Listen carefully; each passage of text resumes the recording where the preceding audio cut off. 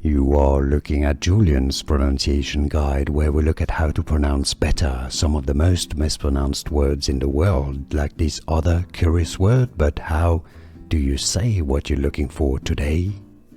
Let's learn how to pronounce the name of this molecule, this chemical compound. If you want to learn more confusing names like this from science that many get wrong, stay tuned. I've got more videos for you. You need to listen to English pronunciation. PH is of course like an F. Phaeophytin, that's generally how it's pronounced in English. The American pronunciation, US, Phaeophytin. You know, with a flap T that sounds like a D, Phaeophytin, but similar pronunciation, Phaeophytin. That's how it's usually pronounced in English.